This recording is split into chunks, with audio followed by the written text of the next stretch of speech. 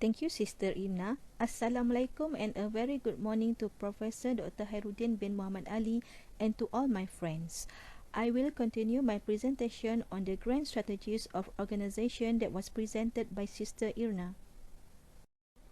Before that, let us recap the definition of strategic goals that was presented earlier by Sister Nozi. According to Richard L. Duff, in his book titled Management, strategic goals are broad statements of where the organization wants to be in the future.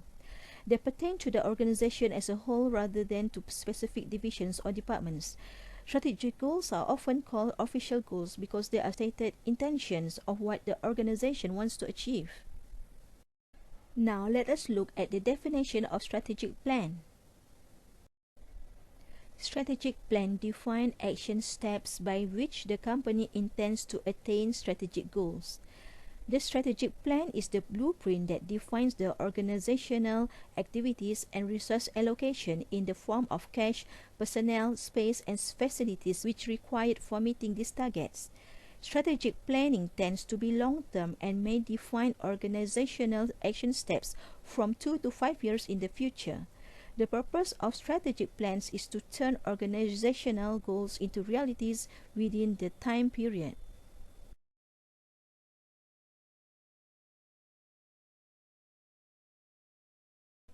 As my friend Sister Irna mentioned just now, grand strategy is the general plan of major action by which an organization intends to achieve its long-term goals.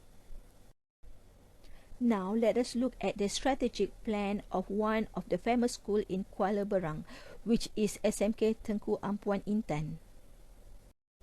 The school mission is to maintain a quality education system to develop the potential of individual to meet national aspiration. The vision of the school is quality education, educated human beings, prosperous country. This slide shows on how the school formulate the school vision and mission to achieve the goal. In this slide, we can see the strategic goal is to upgrade the teacher's skill and knowledge in co-curricular and to increase the participation of students in any competition, such as in marching competition. So, the school has planned to send the selected teachers for a short course training for the professional development. Now, let us look at the strategic plan of SK Sri Iskandar. One of the strategic goals is to increase the quality of teachers and leadership effectiveness. The role of schools in improving the quality of teachers is very dependent on the role of the principal as the leader, who becomes the main controller in managing the school.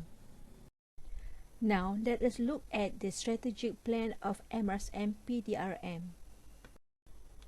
In this slide, we can see the school goal is to develop teachers and staff knowledge in ICT. The strategies to achieve the goal are to send teachers and staff to attend a professional development training once a week, continuing training to ensure teachers have understanding of 21st century learning design and other Microsoft Office skills, cohesiveness training to ensure teachers have understanding among themselves.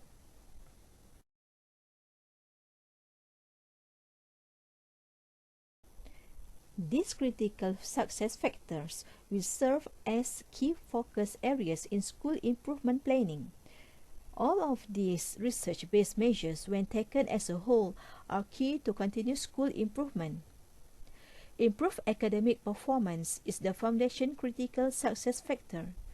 By ensuring the critical success factor of teacher quality, effective leadership, productive community, and parents' involvement, and maintaining a positive school climate can increase performance for all students. Increased leadership effectiveness. The need for leadership to exhibit characteristics and skills known to promote and implement positive educational change.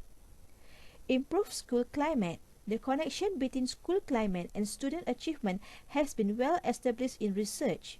Indicators of a positive school climate and welcoming learning environment are increased attendance and reduced discipline referrals. Increased attendance in extracurricular activities is another sign that students feel supported by an affirming school climate. Increased family and community engagement calls for increased opportunities for input from parents and the community, as well as the necessity for effective communication and access to community services. Increased teacher quality. Students enroll in successive classes taught by effective teachers shows greater gains in student performance. My colleague will continue the next presentation. That's all from me. Thank you.